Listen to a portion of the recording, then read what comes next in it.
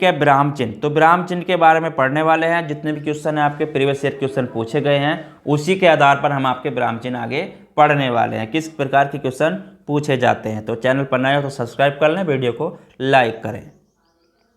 तो पहला क्वेश्चन है, वाक्य में उचित विराम चिन्ह प्रयुक्त हुए हैं। तो किस वाक्य में उचित विराम चिन्ह प्रयुक्त हुए हैं। देखिए यहाँ पे अगर बात की जाए तो किस किस में यहाँ पर उचित विराम चिन्ह यानी कि सही रूप से प्रयोग हुए हैं। तो यहाँ पर देखिए, तो यहाँ पे जो प्रयुक्त विराम चिन्ह हुए हैं, अगर देखिए सबसे पहले अगर वाक्य देखें, क्या तुम कल मुझसे मिल सकोगे, तो यहाँ पर उचित विराम चिन्ह प्रयोग नहीं हुआ है। ठीक है, तो यहाँ पर प्रश्नवाचक चिन्ह आपका लास्ट में आता।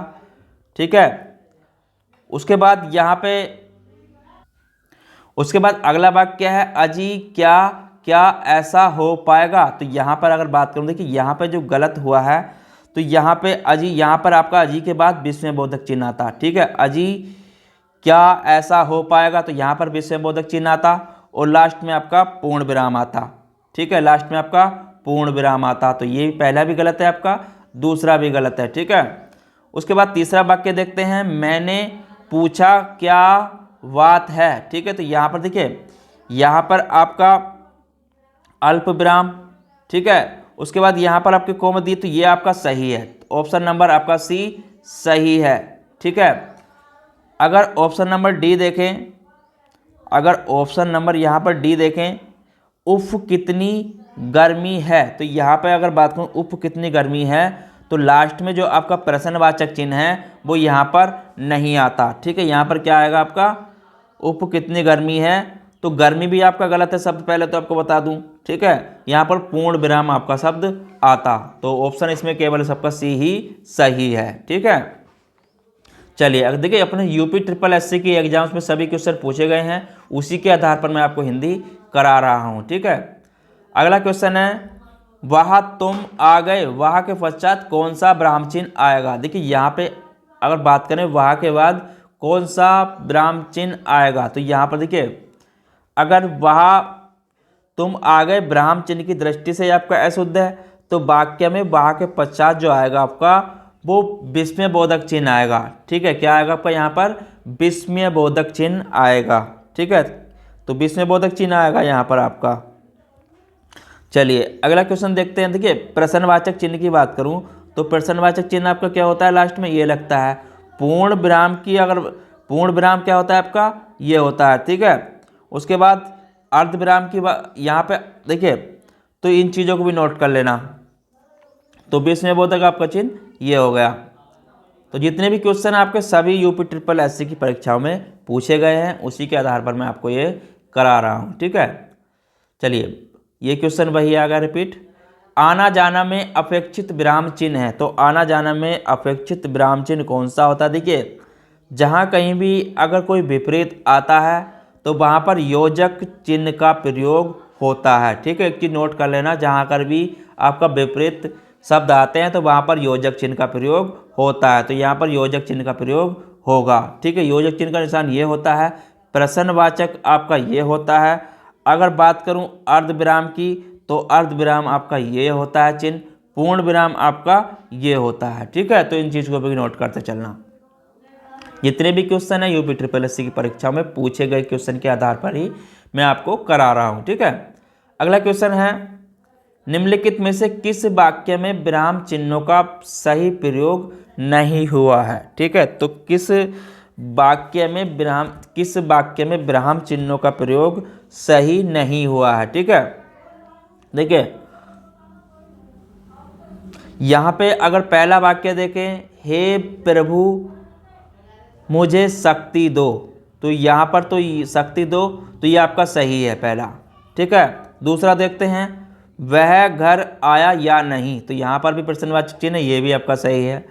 तीसरा अगर देखते हैं, राम राम उसने क्या कर दिया। देखिए यहाँ पे अगर बात करूँ राम राम उसने क्या कर दिया, तो यहाँ पर जो राम राम है, तो यहाँ पर देखिए उसने क्या कर दिया, तो ये वाक्य यहाँ पर आपका कोमा, ठीक है, इन्वर्टेड कोमा, उसके बाद यहाँ पर विस्मयबोधक चिन्ह सही था और यहाँ पर भी आपका ये कोमा लगता। ठीक है, तो ये आपका सही होता, तो ये आपका ऑप्शन नंबर डी सी गलत है। ठीक है, ये वाक्य आपका सी नंबर का गलत है। बाकी आपके तुम समझते हो कि वह निरा बालक है परंतु वह अच्छे अच्छे कान काटता है, तो ये भी आपका सही है, ऑप्शन नंबर सी इसका गलत है। ठीक है, चलिए अगला क्वेश्चन देखते हैं।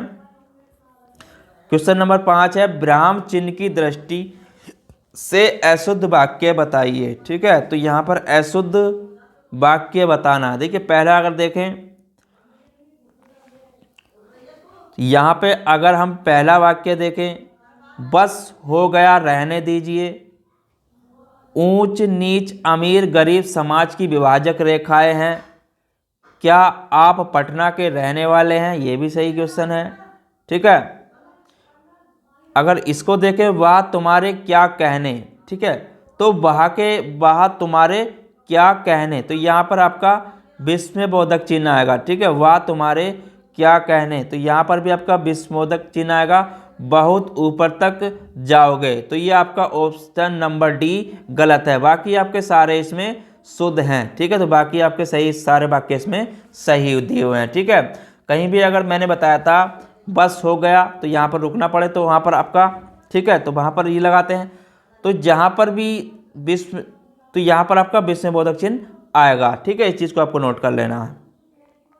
उसके बाद अगला क्वेश्चन देखते हैं, विराम चिन्ह के प्रयोग की दृष्टि से निम्नलिखित में से कौन सा वाक्य सही नहीं है। ठीक है, तो कौन सा वाक्य सही नहीं है, देखिए तो पहला वाक्य देखते हैं, वह दूर से बहुत दूर से आ रहा है। ठीक है, तो यहाँ पे देखिए, तो दूर से, वह दूर से, तो ये आपका यहाँ पर पहला ही वाक्य गलत है। ठीक है, तो यहाँ पर देखिए, क्योंकि शुद्ध वाक्य जो होगा यहाँ पर कोमा लगेगा। ठीक है, दूर से बहुत दूर से आ रहा है, तो ये भी बंद होता। बाकी आपके सुनो सुनो गा रही है, वह गा रही, ये भी सही है। नहीं नहीं ऐसा कभी नहीं हो सकता, तो ये भी सही है। क्रोध चाहे कैसा भी हो मनुष्य को दुर्बल बनाता है, तो ये भी सही है। ठीक है, तो option number D A answer इसका हो जाएगा। ठीक है, ऑप्शन नंबर ए इसका आंसर हो जाएगा। चलिए अगला क्वेश्चन देखते हैं। अगला क्वेश्चन है, चाहे जो चाहे करो बस हमें तंग न करो, वाक्य के बीच में रिक्त स्थान में कौन सा विराम चिन्ह आएगा। ठीक है, तो यहाँ पे अगर बात करूँ तो कौन सा आएगा, देखिए अगर वाक्य में अर्धविराम चिन्ह का प्रयोग वहाँ किया जाता है जहाँ पूर्ण विराम की अपेक्षा कम देर और अल्प विराम की अपेक्षा अधिक देर तक रुकना पड़ता है। ठीक है, तो वहाँ पर क्या लगाएंगे हम, यहाँ पर इसका प्रयोग होगा अर्धविराम चिन्ह का प्रयोग होगा। ठीक है, तो यहाँ पर आपका अर्धविराम चिन्ह का प्रयोग होगा। योजक चिन्ह आपका ये होता है, पूर्ण विराम ये होता है, ठीक है, अल्प विराम आपका ये होता है। ठीक है, तो यहाँ पर काय का प्रयोग आपका अर्धविराम चिन्ह का प्रयोग होगा। ठीक है, चलिए अगला क्वेश्चन देखते हैं। लेन देन विरह मिलन जड़ चेतन आदि शब्दों के बीच किसी विराम चिन्ह का प्रयोग होता है। ठीक है, देखिए यहाँ पर जो होगा आपका, अगर कहीं भी आपका विपरीत शब्द है तो वहाँ पर आपका योजक चिन्ह का प्रयोग होता है। ठीक है, किसका होता है, आपका योजक चिन्ह का प्रयोग होता है। ठीक है, तो क्या आएगा, ऑप्शन नंबर इसका बी आंसर हो जाएगा, योजक चिन्ह। ठीक है, तो योजक चिन्ह का प्रयोग होता है। ठीक है, अगर यहाँ पे बात करूँ, देखिए अर्ध, यहाँ पे ये क्या है आपका अर्धविराम है। ठीक है, अर्धविराम है। ठीक है, तो यहाँ पे अर्धविराम है आपका, ये अल्प विराम है। ठीक है, अल्प विराम, तो इस चीज़ को भी नोट कर लेना, ये क्वेश्चन में भी पूछ लेता है। ठीक है, चलिए अगला क्वेश्चन देखते हैं। अगला क्वेश्चन क्या है,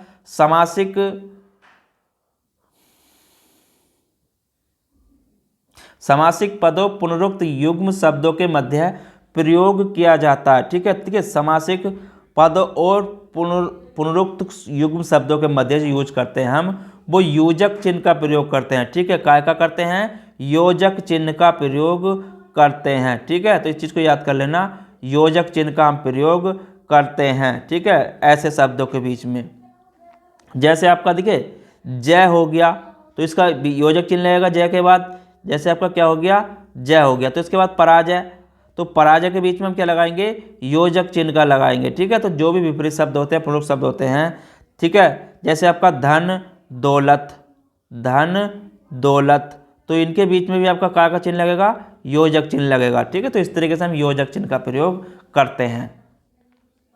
अगला क्वेश्चन है, किसी की कही हुई बात को स्पष्ट करने के लिए वाक्य के अंत में किस चिन्ह का प्रयोग करते हैं। ठीक है, किसी की कही हुई बात को स्पष्ट करने के लिए वाक्य में किस चिन्ह का प्रयोग करते हैं, तो इसमें करते हैं हम, अगर इस देखिए कोई बात अगर कह रहा है, किसी की कही हुई बात को स्पष्ट करने के लिए अंत में हम विवरण चिन्ह का प्रयोग करते हैं। ठीक है, काय का करते हैं, विवरण चिन्ह का प्रयोग करते हैं। विवरण चिन्ह क्या होता है आपका, इस तरीके से होता है। ठीक है, तो किसी की कही हुई स्पष्ट करने के लिए वाक्य के अंत में हम विवरण चिन्ह का प्रयोग करते हैं। ठीक है, तो इसका प्रयोग जो होता है, चिन्ह का प्रयोग आपके आवेदन पत्र, ठीक है, काय में आवेदन पत्र या आपके प्रार्थना पत्र, ठीक है, आवेदन पत्र या प्रार्थना पत्र में विषय के बाद किया जाता है। किसके बाद किया जाता है, विषय के बाद किया जाता है। ठीक है, तो इस चीज़ को नोट कर लेना, में आपका विषय के बाद इसका प्रयोग किया जाता है। ठीक है, में विषय के बाद प्रयोग इसका हम करते हैं। तो इस चीज़ को यहाँ पर नोट कर लेना, ये भी पूछ लेता है किसके बाद करते हैं, तो विषय के बाद हम विवरण चिन्ह का प्रयोग करते हैं। ठीक है, चलिए अगला क्वेश्चन देखते हैं, किसी अक्षर या शब्द पर विशेष बल देने के लिए किस चिन्ह का प्रयोग किया जाता है। ठीक है, किसी अक्षर या शब्द पर विशेष बल देने के लिए किस चिन्ह का प्रयोग किया जाता है। तो इसमें देखिए, अगर कोई अक्षर या शब्द है, उस पर विशेष बल देने के लिए जो हम प्रयोग करते हैं वो इकहरा उद्धरण का प्रयोग करते हैं। ठीक है, काय का करते हैं, इकहरा उद्धरण का प्रयोग करते हैं। देखिए, जहाँ अगर किसी पुस्तक से कोई वाक्य या अवतरण जोगत या उद्धत किया जाता है तो वहाँ आपका दोहरे उद्धरण चिन्ह का प्रयोग किया जाता है। जहाँ पर कोई विशेष शब्द वाक्य खंड उद्धत किया जाए वहाँ पर इकहरे उद्धरण हम लगाते हैं। ठीक है, चलिए अगला क्वेश्चन देख लेते हैं। अगला क्वेश्चन है, निम्न में प्रश्नवाचक चिन्ह कौन सा है। देखिए, यहाँ पे अगर प्रश्नवाचक चिन्ह की बात की जाए तो प्रश्नवाचक चिन्ह कौन सा है आपका, तो पहला ही आपका क्या है, आपका प्रश्नवाचक चिन्ह है। ठीक है, प्रश्न, तो पहला चिन्ह क्या है आपका, प्रश्नवाचक ही चिन्ह है। ठीक है, अगर दूसरा देखें बी का, तो ये क्या आपका विस्मय बोधक चिन्ह है। ठीक है, ये क्या आपका विस्मय बोधक चिन्ह है। ठीक है, विस्मयादि बोधक चिन्ह है ये आपका। उसके बाद सी में देखें तो ये क्या आपका अल्प विराम चिन्ह है। ठीक है, अल्प विराम चिन्ह है। ठीक है, अल्प विराम चिन्ह है। और आपका ये क्या है, अर्ध विराम चिन्ह है। ठीक है, तो इन चिन्ह को पहचान लें, ये भी आपका पूछ लेता है कुछ भी एग्जाम में। ठीक है, तो ये अर्ध विराम है। प्रश्नवाचक, बी आपका विस्मय बोधक है, सी आपका अल्प विराम है, डी आपका अर्ध विराम है। ठीक है, तो क्या पूछा है आपका उसने, प्रश्नवाचक चिन्ह आपका क्या हो जाएगा, ऑप्शन नंबर ए इसका हो जाएगा। ठीक है, ये आपका परीक्षा में पूछा गया क्वेश्चन ही है। ठीक है, अगला क्वेश्चन देखते हैं, माता पिता दोनों प्रसन्न थे, इस वाक्य में माता पिता के मध्य कौन सा विराम चिन्ह लगेगा। यदि माता पिता, देखिए माता पिता मैंने आपको बताया था, अगर प्रश्न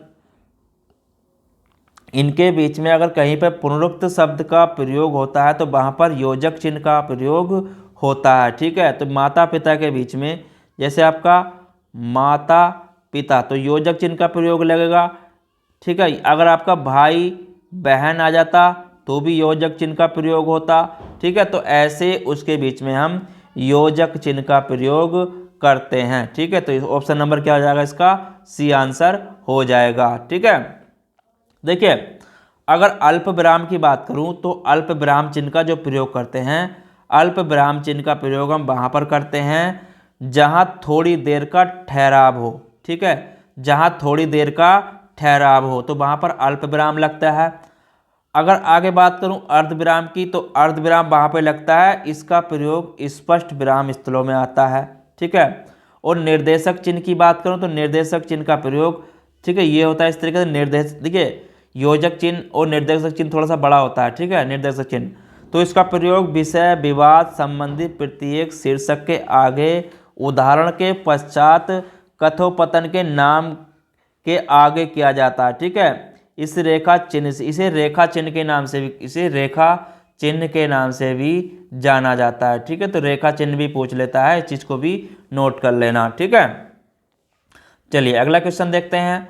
मुझे बाहर जाना है, ठीक है। तो मुझे बाहर जाना है, इस वाक्य को अगर देखें, देखिए मुझे बाहर जाना है, तो इसमें रेखांकित चिन्ह को पहचानिए, ठीक है। तो यहाँ पे रेखांकित चिन्ह कौन सा है, देखिए अगर पूर्ण विराम की बात की जाए, मुझे बाहर जाना है, तो इसमें क्या है आपका लास्ट में जो दिया है रेखांकित चिन्ह, तो वो क्या दिया है आपका पूर्ण विराम दिया है, ठीक है। अल्प विराम क्या होता है आपका, इस तरीके से कोमा होता है हल्का सा, ठीक है। प्रश्नवाचक चिन्ह आपका ये होता है। लाघव चिन्ह क्या होता है आपका, इस तरीके से हल्का सा जीरो सा होता है। तो इसमें ऊपर आपका कौन सा दिया है, यहाँ पर आपका पूर्ण विराम चिन्ह दिया है, ठीक है। तो इसे आपको बताना था। देखिए ये भी क्वेश्चन में पूछ लेता है, तो इसलिए इन चीज़ों को बारीकी से नोट करते चले, ठीक है। तो इस चीज़ का विशेष ध्यान रखना है कि आपके ब्राह्म चिन्ह केवल पहचान इनकी ज़रूरी है, बाकी आप इसमें अगर आपको पहचान नहीं होगी तो आप इनको सही नहीं कर सकते, ठीक है। तो इससे आगे की क्लास में मैं आपको कल कराऊंगा, आज इतना ही, ठीक है। तो कल मिलेंगे, इसमें आगे के टॉपिक के इसी में कराऊंगा आपका मैं, ठीक है। तो आप अब इतना याद करें उसका, बाकी मैं आपको कल करा दूंगा इसमें। अगर आप चैनल पर नए हैं तो चैनल को सब्सक्राइब करें और लाइक करें। धन्यवाद।